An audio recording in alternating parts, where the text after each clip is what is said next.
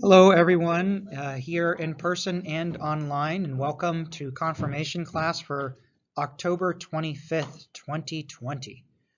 Today, we're going to be looking at the Israelites' exodus from Egypt and their wandering in the desert. Kind of a couple of exciting episodes and themes here that we'll be talking about as we continue to look at God's plan, his mission to save creation through Israel. So I've got a worksheet that's a couple pages for you to follow along with if you're at home. I'll email that out. I'm not going to put it on the screen, but I've got that for you guys. You can follow along and answer questions as we go. For you guys here with us, though, today, you remember we talked about the Exodus a little bit last time. And you guys remember some of the key words and phrases I said to kind of look out for that Genesis ended and Joseph had died, right? You remember that?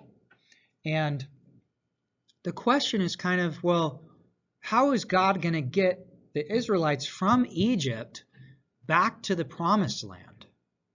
How is he going to be a blessing to the nations through them? You guys remember that? And the key theme words that we saw were that God visits his people, he sees them, he knows them, and that he's going to be with them. That's his name. And he's going to redeem Israel with a strong hand, a strong arm, and an outstretched hand, he says. And so we're going to look at how he's going to go ahead and do that today. So on your worksheet, you see you've got some passages there. So what I want you guys to do is, as we're reading through these, I'll read them, underline where you hear Israel complaining or grumbling. It doesn't have to be those exact words, but underline where you hear Israel complaining or grumbling, and circle those key theme words from Exodus. So forms of see or redeem or to strike or to visit. And so we see in Exodus 2:11, you guys remember the story of Moses? What happened with Moses? Can somebody tell me what happened when he was a baby? Yeah, Caroline? So when he was born, they didn't want any baby boys. So his mom put him in a basket in a river, the Nile River, and that's when the Pharaoh's daughter found him and took him in for her. Excellent. Yeah. So in that period of time, there were too many Israelites, and the Pharaoh there didn't like that, and so he decreed that the Israelites weren't allowed to have baby boys, and so Moses' mom hid him in a basket in the river, hoping that he could stay safe. And he ended up being found and raised by Pharaoh's daughter. In our passage here in Exodus 2, you see on your sheet, it says, one day, when Moses had grown up, he went out to his people and looked on their burdens. And he saw an Egyptian beating a Hebrew, one of his people. He looked this way and that, and seeing no one, he struck down the Egyptian and hid him in the sand. When he went out the next day, behold, 2 Hebrews were struggling together. And he said to the man in the wrong, why do you strike your companion? He answered, who made you a prince and a judge over us? Do you mean to kill me as you killed the Egyptian? Then Moses was afraid and thought, surely the thing is known. When Pharaoh heard of it, he sought to kill Moses. But Moses fled from Pharaoh and stayed in the land of Midian, and he sat down by a well. Okay, so where did you guys underline Israelites grumbling? Did you underline that anywhere? Let's see. I think I saw Witt's hand. I circled it. Which one I saw the 2 Hebrews were struggling. Uh-huh. Yeah, so the 2 Hebrews are fighting with each other. Anyone else get another one? Yeah, Caroline? Yeah, very good. So they're striking each other there. So that's very good. And then when Moses tries to keep the peace between his own people and says, why are you guys fighting with each other? What do? They reject him and they say, who put you in charge? We don't want anything to do with you, right? The Israelites are showing themselves to be pretty feisty. Even in chapter 2, they're a little prickly. They're not easy to deal with. And you guys probably saw right away, you can circle those key words: looked and saw and beating and seeing, and he struck down the Egyptian, and they're struggling, and all these different things. Those words keep popping up over and over and over again. And kind of the question that's going to be raised is, man, these Israelites are really feisty. How is God going to put up with them? Is God going to get annoyed at them and strike them in the way that he strikes the Egyptians with the plagues? And we'll see. Who knows? But we see there, you can see behind me that picture of Moses looking at the burning bush. And what happens at the burning bush? Do you guys remember? We talked about that. Tim, go ahead. Doesn't God talk to him? Yeah, God talks to him. And what does God say to him? Do you remember that? Yep, Tim's right. He says, I want you to go, Moses. I'm going to send you to lead my people out of Egypt with a strong hand and outstretched arm. I think I got hand and arm reversed there, but you get the idea. I'm going to send you to lead my people out. And that's where he says, I am who I am. I'm going to be with you. I'm going to be present with you. Yeah, Wes. That's one big candle. That's one big candle. That's right. It's a bush that doesn't burn. And so it's miraculous, obviously. So it is pretty much like a candle. Pretty much, yeah. It's a big bush candle, but it doesn't burn up. And that's why Moses goes to look at it, is because he's staring at it, watching his flocks, and he's like, oh, there's a fire over there. But he can see the bush burning, but he keeps watching, and it doesn't burn down. And he's curious about why not, so he goes and sees it.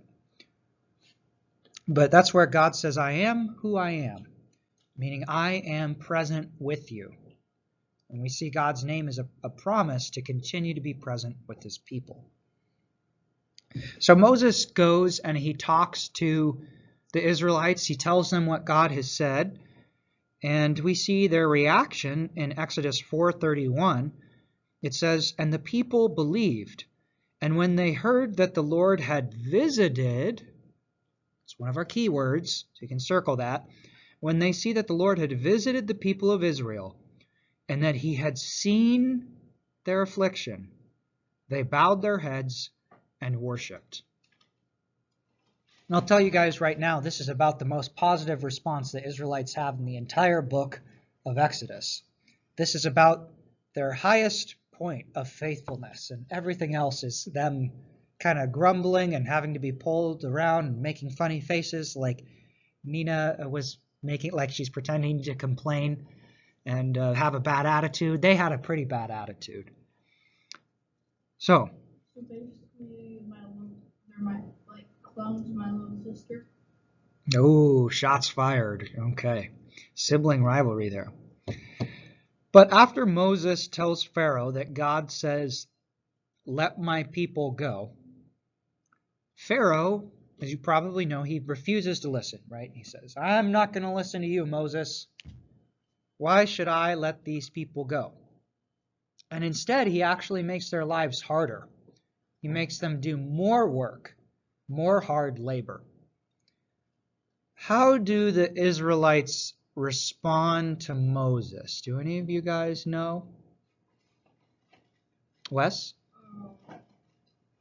Well, I don't know, but I'm going to guess that they probably get mad at him. They probably think he gave them more work on purpose. Yeah, they get mad at Moses. And they basically tell him, Moses, our lives weren't great before you came along, but now you came along and they've gotten even worse. And you promised to save us, Moses, and now things are worse than they've ever been.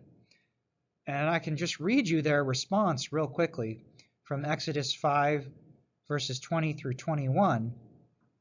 it says, they met Moses and Aaron, who were waiting for them as they came out from Pharaoh. And they said to them, the Israelites say to Moses and Aaron, the Lord look on you and judge, because you have made us stink in the sight of Pharaoh and his servants, and have put a sword in their hand to kill us. In other words, they're calling down a curse on Moses and Aaron. So you'd see, it's only been one chapter since they were all grateful for Moses and Aaron. Only one chapter later, and they're already cursing them. So you can see was God helping the Israelites because they had a great attitude and they really had a lot of trust in God? Nope, not at all. So that's important for us to note here. It's by grace. The Israelites are a difficult people. Have you guys ever had to deal with a difficult person where you're just like, man, just every single thing with this person is just difficult? That's kind of how the Israelites are. Yeah, Wes. Two things. Again, my little sister. And so may I use the restroom? Yes, you can go use the restroom. Very good. All right. So in Exodus 6 then, and I'm kind of trying to give you guys snapshot summaries of how things go. Were you guys able to read some of the plagues a little bit at all? No. Sorry, I'll have Whit go first because I can't hear both. Okay. And Caroline, you're going to... Yeah, one of the plagues was locusts, and we'll go through the plagues here in a minute. But in Exodus 6, God says, I am the Lord. And this is in response to the Israelites complaining. He says, I am the Lord, and I will bring you out from under the burdens of the Egyptians, and I will deliver you from slavery to them. And I will redeem, there's one of our words, I will redeem you with an outstretched arm and with great acts of judgment. I will take you to be my people, and I will be your God, and you shall know that I am the Lord your God, who has brought you up out from the land under the burdens of the Egyptians. I will bring you into the land that I swore to give Abraham, to Isaac, and to Jacob. I will give it to you for a possession. I am the Lord.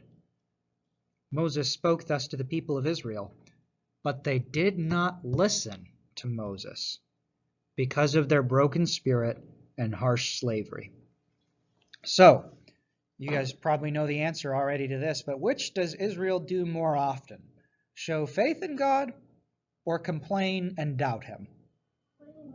Complain and doubt him. They're pretty consistent about that, right? I mean, like pretty much 99 times out of 100, even outside the book of Exodus, they tend to complain and doubt God and stray from him.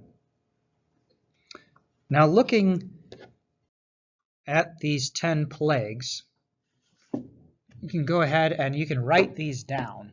And I'm not going to ask you guys to memorize the 10 plagues for like your final exam, but I think it's kind of fun to write them down. So the final exam, we're still putting that together. It'll be to you guys before the new year, for sure. But this is why you keep your notes and you keep studying. It'll definitely be books of the Bible. It'll be some of the memory verses and basic teachings. So like, for instance, if you get asked, how many days did it take to create the heavens and the earth? You would say 6. Yeah, God rested on the 7th. And what did God create the heavens and the earth out of? And you would say, out of nothing. He spoke it.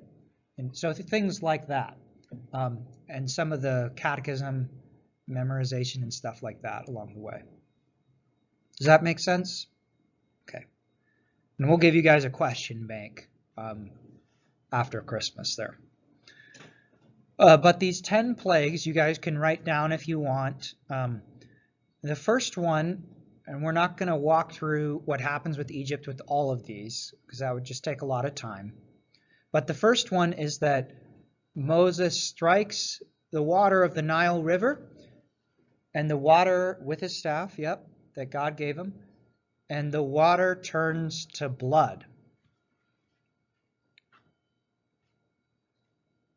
And the second one of these is that God sends a plague of frogs. Ribbity ribbit. Yeah, Nina and the Screaming Frogs. That's an inside joke for those of you that aren't with us here. Nina is going to have a band. She's selling tickets. Nina and the Screaming Frogs. Buy them now. And Caroline, I saw you kind of make a questioning face. The frogs were just thick all over the place, jumping into your house and your shoes and your blankets, and just creepy crawly, and it wasn't good for anybody. And then the third plague is gnats. Do you guys know what gnats are?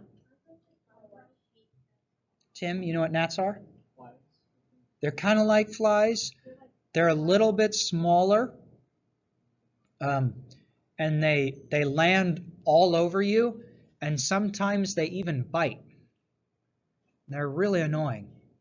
There's, if you go up to Michigan, up on Concordia Mequon's campus, they get basically a small plague of gnats or midges, the biting ones, every year. And they're so thick that when you go from class to class, you get them in your hair and they're all over and they're biting and they're really nasty. It's not fun. So they actually go through tunnels just to get to classes up there that they have because of the winter, but just to avoid the gnats, because you can't do anything. They're getting in your ears and all over the place.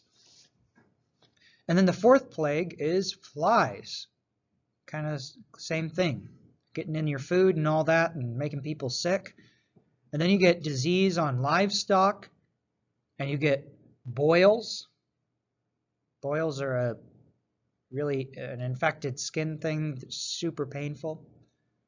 And then you get hail and fire or lightning from the heavens. And then you get locusts. And then you get a plague of darkness. And then you get the death of firstborn sons.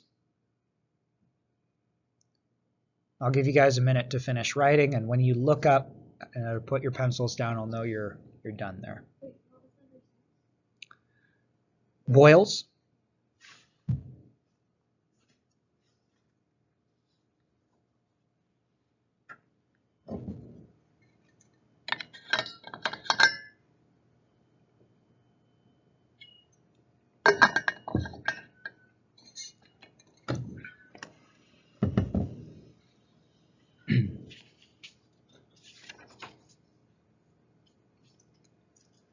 All right, so does anybody know what the main Egyptian god was known for? Or what element was he tied to? Or what part of nature? Wit? Yes, very good. So the main Egyptian god was named Ra, R-A. And Ra was the sun god. He was kind of equivalent or equal to the sun. And it was kind of thought that Pharaoh was basically Ra's representative on earth, that Pharaoh was basically a god himself. So, what does it say about the power of Egypt, the Egyptian gods?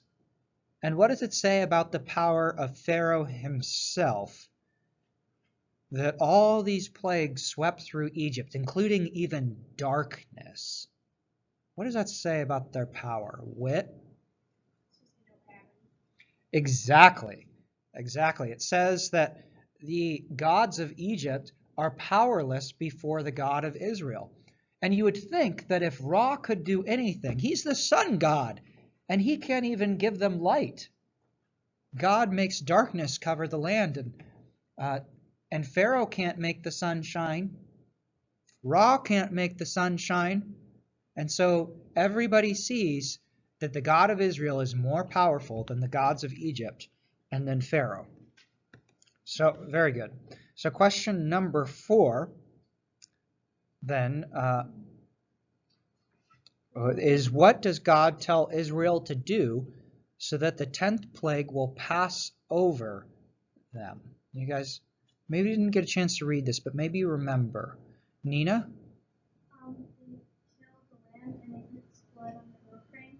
Exactly. They sacrifice a lamb.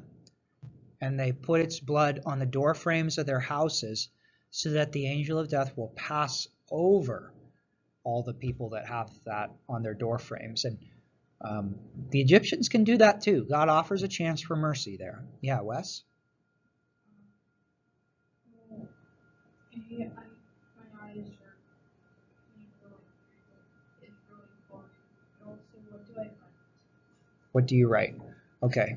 Let me pause this real quickly.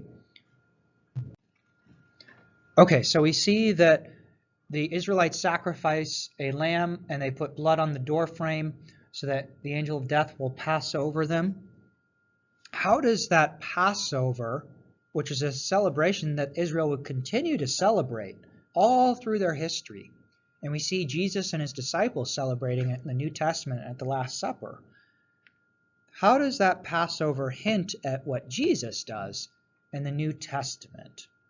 Any ideas there? Yeah, Caroline.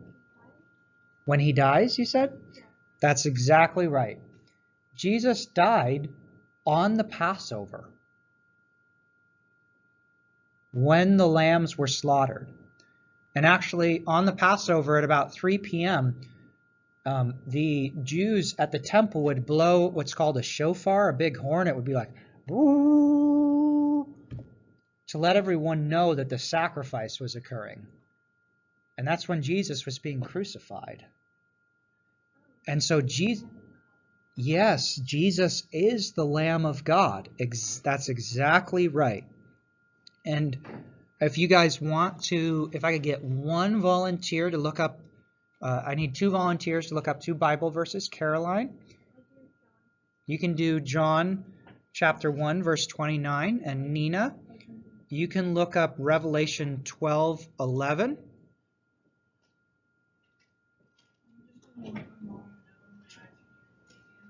Okay.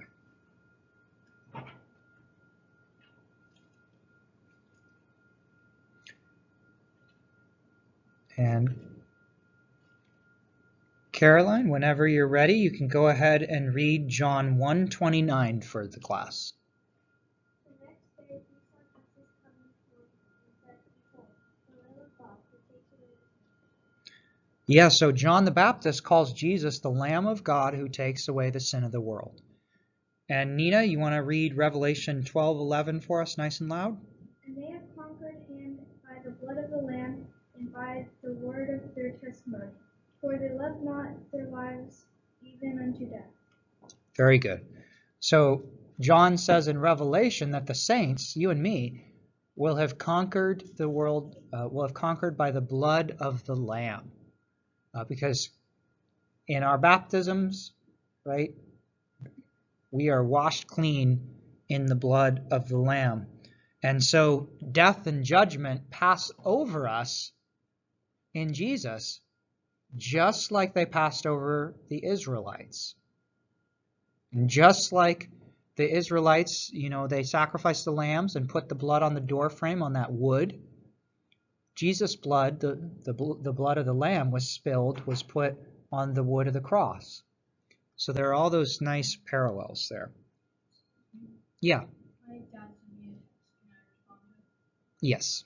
Yeah. Okay. And so the Israelites are going to celebrate the Passover every year with a special meal that reminds them of their bitter slavery in Egypt, of their haste in leaving, and of God passing over them in mercy. And so they eat unleavened bread without yeast that doesn't rise like flat bread, because they didn't have time to let the yeast rise. And they do all these things. It's a Seder meal, which maybe you've done here at church. Around right before Easter and Holy Week. And it reminds us of that Passover event. We hear then, so God takes Israel out of Egypt. He parts the Red Sea, and I'm sure you guys have all heard about that event and how God rescues them. He leads them as a pillar of fire in the night and a cloud by day, and the Egyptian army is swallowed up in the Red Sea when they try to follow. God wins. And we see then afterwards the Israelites just grumble and grumble and grumble all the time. And they're like, God has just done these amazing miracles to bring them out of Egypt. And they're like, he's literally parted the Red Sea. And they're like, we have no water. We're all going to die. Oh my goodness, we have no food. We're all going to die. And never mind that God literally just parted the sea for them and did all this other stuff. They just don't trust God. But God is patient and gracious with them. And in Exodus 19, he tells them, you yourselves have seen what I did to the Egyptians, and how I bore you on eagle's wings and brought you to myself. Now therefore, if you will indeed obey my voice and keep my covenant, you shall be my treasured possession among all peoples, for all the earth is mine, and you shall be to me a kingdom of priests and a holy nation. These are the words that you shall speak to the people of Israel. So, why has God redeemed Israel? Why has he rescued them? What's the purpose based off of this verse here? What are they supposed to do? What are they supposed to do in relation to the other nations? What are they supposed to tell them? Yeah, Caroline? So he redeemed Israel because after Keep going, you got it. After I forgot his name, he died. Uh-huh. He promised that he would stretch out his arm and give someone to save them. Mm-hmm. And that's why he sent Moses Yeah. to save them. Yeah, exactly. Caroline, that's great memory. After Joseph died, is that who you're thinking of, Joseph? Yeah, after Joseph died, before he had died, God promised that he would come and visit Israel after that, and that he would bring them back into the promised land. And remember, what is the promise that God gave Abraham? Yeah. He'll make his name known, and there's a couple other parts to it. Tim? A lot of offspring. And what will those offspring do for the other nations? And this is probably going to be a test question at some point. Whit? He's going to bless all the other nations through them. Good job, guys. So he's going to bless the other nations through them. And that's pretty much what God says here. He says, you're going to be a treasured possession. That's why I saved you. And you're going to be a kingdom of priests. A whole kingdom? A whole country of priests? That's kind of weird. You're going to be a whole kingdom of priests and a holy nation. What do priests do? They tell the word of God, right? And they also offer sacrifices to help cover the people's sin, right? And so they intercede for God. That's a fancy word for, like, if, say that Whit gets in a whole bunch of trouble, right? And the principal at school is super mad at him, and say I'm Whit's teacher, and I go to the principal and I'm like, hey, let me just explain for Whit. Let me kind of defend him so you're not so hard on him, right? That's interceding for Whit. It's standing up for him and representing Whit to the principal. And that's kind of what a priest does, is they go to God and they make a sacrifice to say, God, please be merciful to us. And then they also tell the people what God says to them. They tell them about the merciful words that God says back and his will for our lives. So God wants the whole kingdom of Israel to be a kingdom of priests, meaning he wants them to tell the other nations about God's promises, his salvation. And they also want the kingdom of Israel to pray for these other nations, to intercede for them, to kind of ask God to save them. Does that make sense? Okay. Any questions? Very good. All right. In the meantime, we'll keep standing up for Whit. We know he needs all the help he can get. All right. So this is a picture you can see of Moses and with the Ten Commandments there from an old movie there.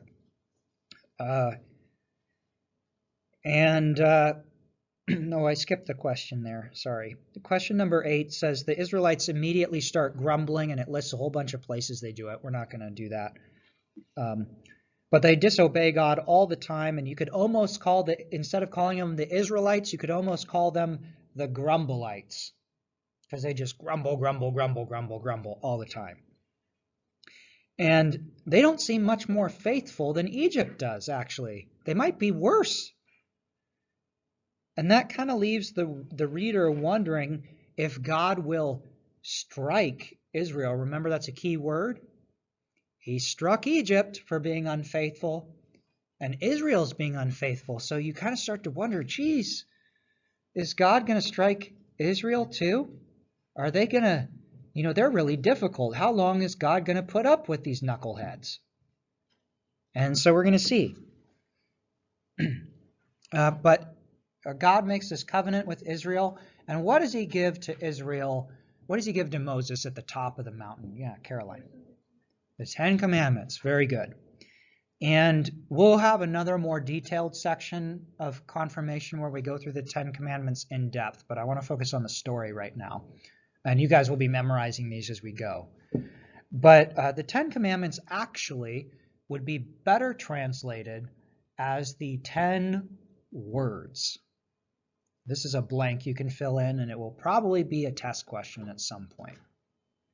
The 10 words. The Hebrew word that's used there is not actually commandment, it's words. And this is under question number 9.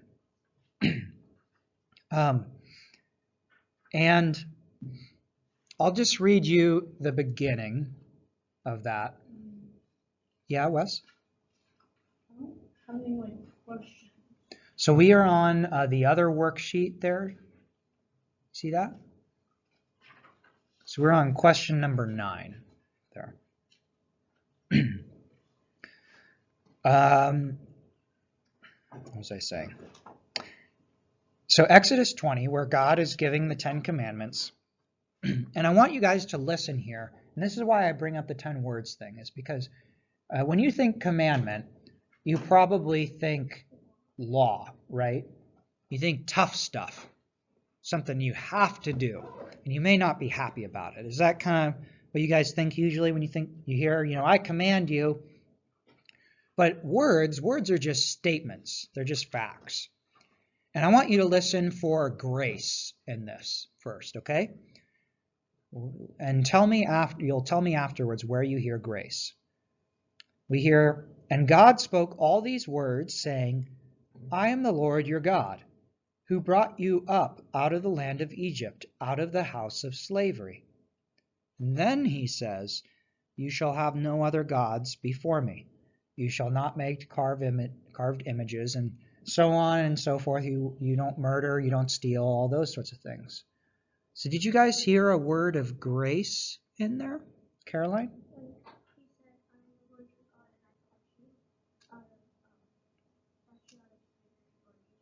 Yeah, exactly. Nina, did you have something you wanted to add?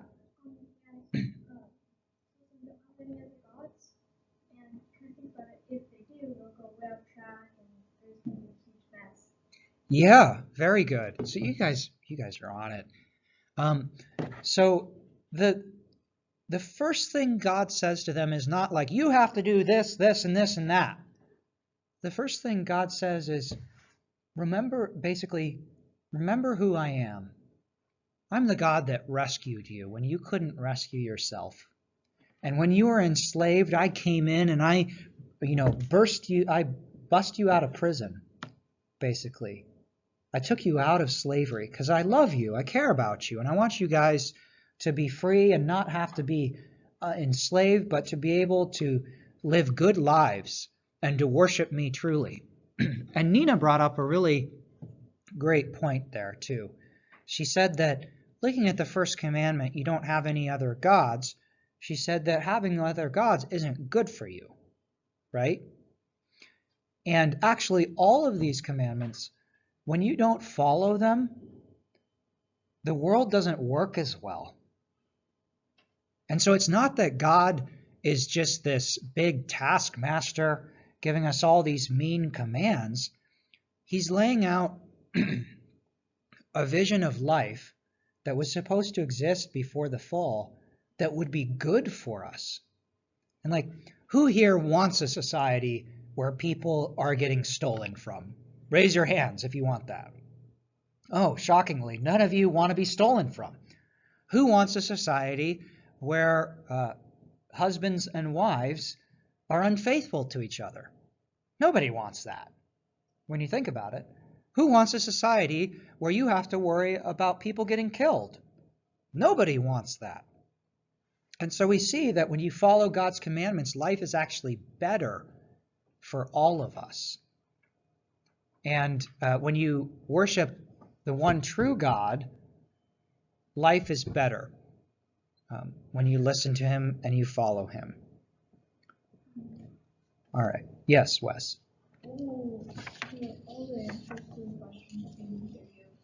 Yes, yes. And real quick, we'll kind of run through a couple of things here. So we see that God ends up giving the 10 Commandments, and he gives instructions for the tabernacle.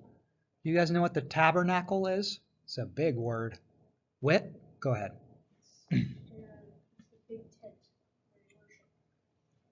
Exactly. You just remember the tabernacle starts with a T. It's a big tent. It's a big tent basically where they didn't have a temple yet because they were moving around. So every time they would move around in the desert, they'd set up this tent so that they could worship. And that's where God promised to dwell. And that's the blank there. And we'll have all that in the video too. The tabernacle is the place where God promises to dwell or live with Israel. How does God dwell with people in Jesus? Any ideas?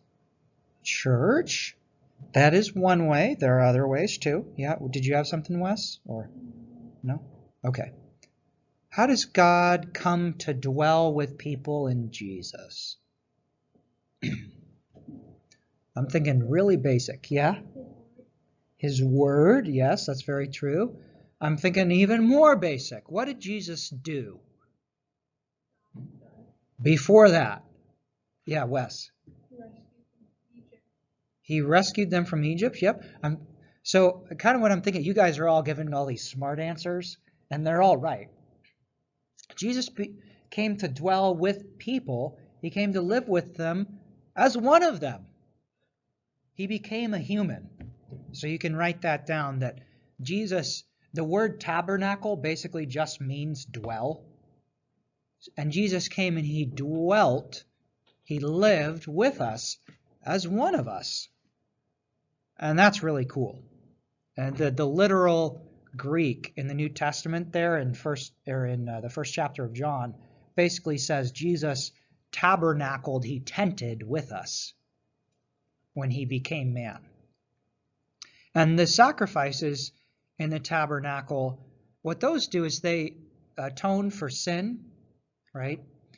But Jesus' sacrifice is even better, because where they kept having to redo those sacrifices because the sacrifices of animals can't do away with sin forever, Jesus' sacrifice was perfect. It was completely perfect. You don't got to add anything to it. And so he made that sacrifice once for all for sin, and that's why we don't have to make sacrifices anymore. Yeah, Wes. So you write Mark 12, Jesus, animal sacrifices don't last for a long time. Yeah, they kept having, because animals aren't perfect, and the only sacrifice that was enough to take away the entire sin of the world was God. And God gave us his Son in Jesus, the only sacrifice capable of taking away the sin of the world. And we'll see, we keep seeing all these ways Jesus is better. God says you got to have high priests, and the job of the high priest is to pray for people, to offer sacrifices. Jesus offers a better sacrifice because he offers himself. And so that's the answer to 13 there. And we don't have to look up that passage. Jesus offers himself as a sacrifice. And then last question for this little section here. We see that Israel, have you all heard about the golden calf? They were so bored because Moses was taking too long. Uh-huh. They made a golden calf to worship, and then he came down and Moses was mad. Yeah. And then he was mad. Yep, he threw them on the ground and they broke. So Moses is up hearing what God wants, how they want to be, so let me start that sentence over. Moses is up on Mount Sinai, hearing what God wants Israel to do as his nation that he's just rescued. And the people get so impatient and they start grumbling again and all this sort of stuff. And they say, you know what we should do? We should make a golden calf that we can worship. And instead of waiting and listening for God and trusting him, they start doing all this immoral stuff, the stuff they shouldn't do. And it's pretty bad. But what we see in the book of Exodus is it's actually a story of grace, because at that point, knowing what we know about how God struck down Egypt when they were unfaithful, God had every right to go and strike down Israel. Because they had just, Caroline says, but he didn't. And that's kind of the whole point of the book of Exodus. Bigger than all the excitement and the plagues, if you guys remember nothing else from the book of Exodus, I want you to remember that Israel was a bunch of knuckleheads. They're very difficult. And they're unfaithful. And God would have been completely justified if he wanted to just wipe the slate clean and start over. And he even says that to Moses, like, maybe I should just wipe out Israel and start with your descendants again. And he doesn't do that, but God is so merciful, so patient with them. And he goes and he forgives them, and he even gives a description of himself. I'm just going to read to you guys real quickly. He gives a description of himself to Israel in Exodus 34. Exodus 34, 6 through 9. And I just want you to listen to this.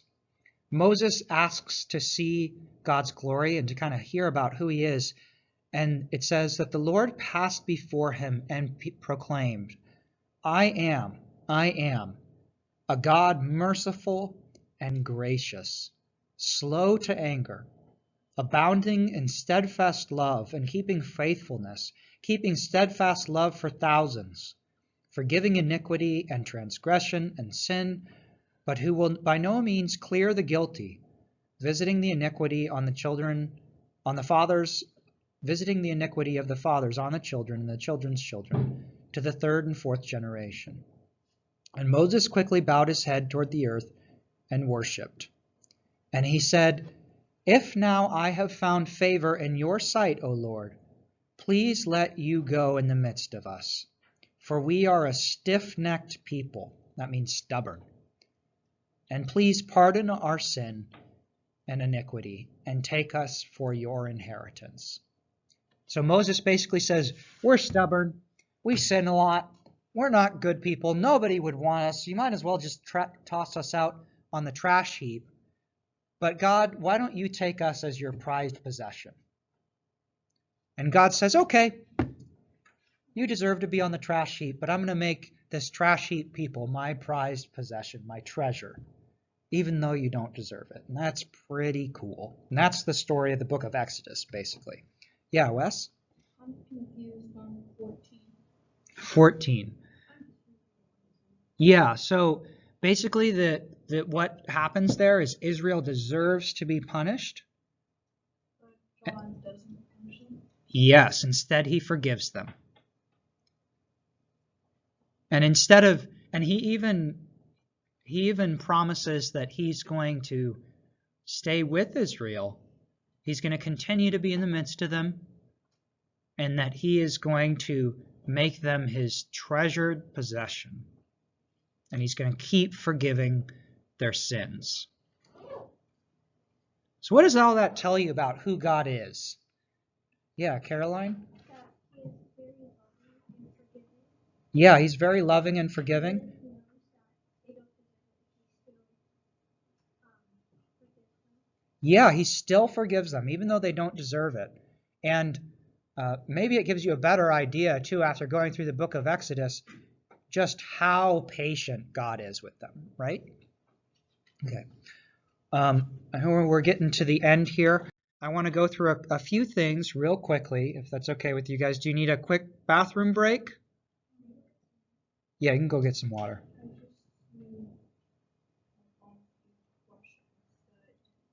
Yeah, that's fine.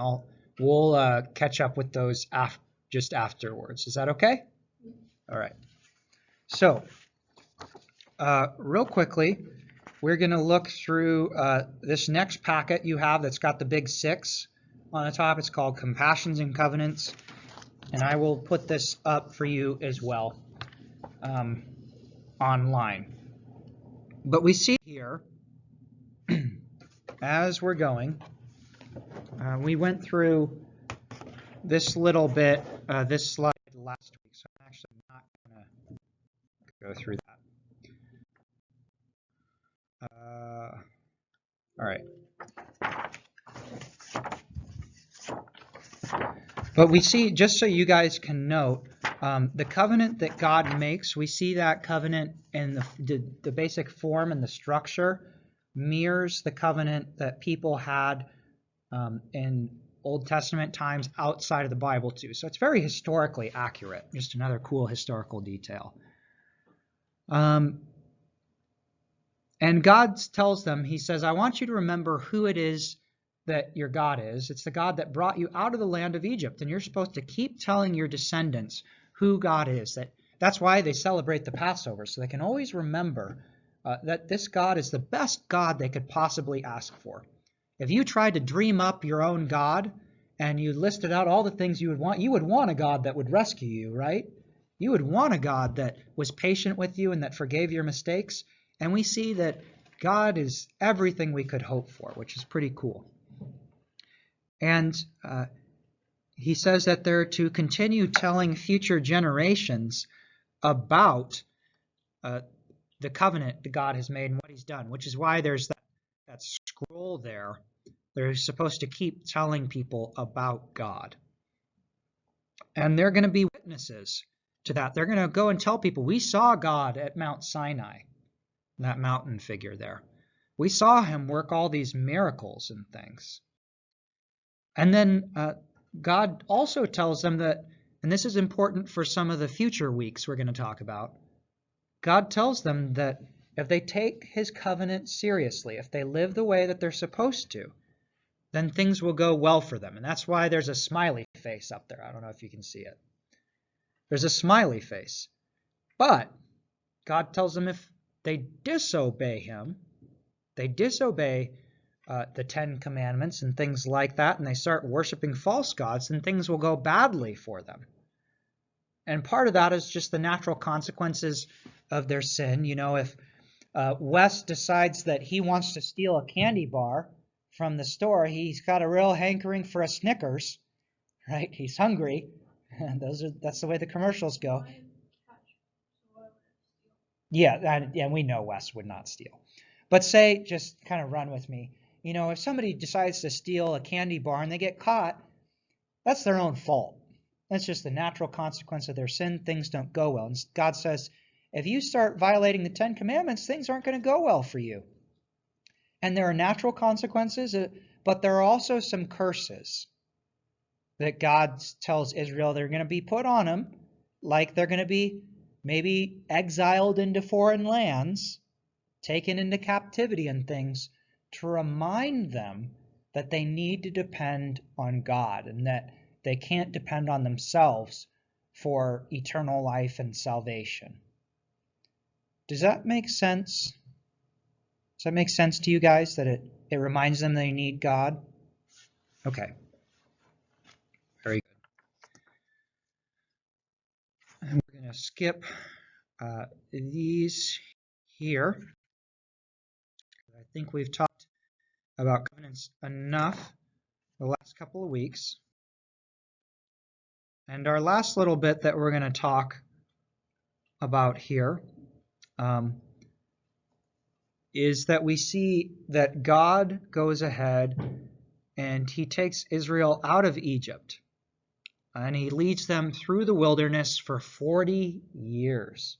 It's a long time, long time. And all sorts of different events happen in that time, but kind of the key theme, and you guys can write this down if you go to 6F in this section of your work, and we'll have it afterwards too if you need to catch up later.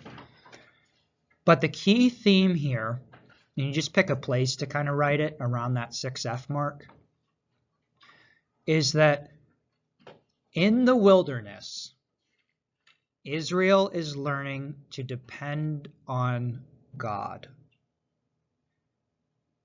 In the wilderness, Israel is learning to depend on God.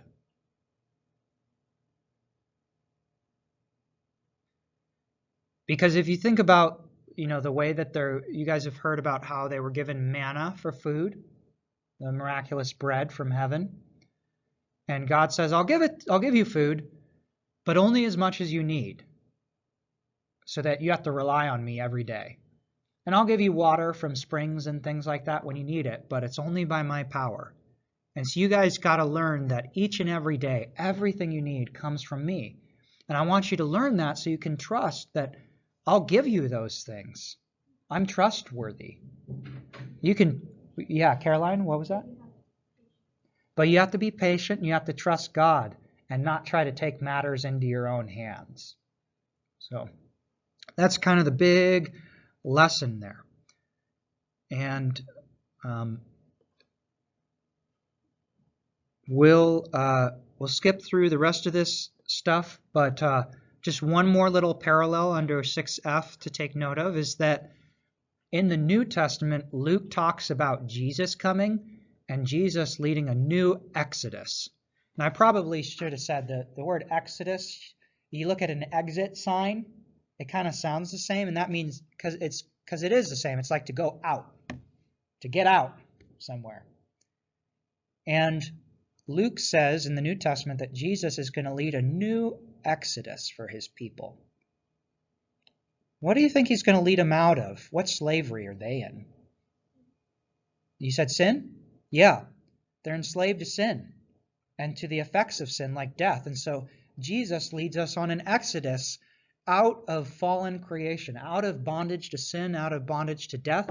And he says, I'm going to give you freedom and purity and the new life to come and freedom from death. I'm going to take you away from all those things, and it's going to be great. And really, there's nothing more that we could ask from a God. And thanks be to God, that's the God that we have. And all the other stuff that God tells them to do is not really taskmaster sort of stuff. It's stuff that teaches people to live in community and to treat each other nicely, so that the society that we would all wish for and hope for actually is a reality. And we may think we know how to make that happen, but the truth is we need God to tell us how to make it happen, and we need to listen to him. All right. So those are basically those are the points there for our wilderness wanderings. And just real quick, since we got started a few minutes late, this is our last little slide here, okay? So we see that those red arrows and that kind of traces Israel's route, wandering in the desert for 40 years. Imagine we tied up Whit, we blindfolded him and just sent him walking into the desert, and he just had to walk in circles, and he doesn't know where he's going, right? And that's kind of what this route up here looks like. It's twisting and turning all over the place because they're just wandering. Yeah, Wes? Yep, you might just run straight into a cactus. And certainly the Israelites were prickly enough to run into a cactus too. But kind of what I want you guys to, you don't have to know all the different locations here or all the different events, but you see all the different places up there that God did stuff to guide the Israelites and to provide for them and to rescue them, which is kind of what we talked about here. God is the only hero in the Bible in a lot of ways. He's the main hero. He's the main character. And he keeps showing grace to them. And I'll just read some basic summaries of the things that he does at these different places. He gives them a water supply. He gives them a food supply. He gives them another water supply later. He's merciful to them when they worship false gods. He gives them quail. He gives them manna. He gives them, he purifies the water. He gives them water out of a rock and all sorts of different things. And when the people are afraid, what does he do? He goes with them. When they're afraid to conquer Canaan, he says, I'm going to go with you. I'm going to be with you. You don't have to be afraid. And he's patient with them. And he continually goes after them, even then when they wander off away from them. And that's pretty cool that that's the God we have. Any questions or comments? Any new insights or light bulbs going off? Ding. Yeah, Wes? I still have any questions on here.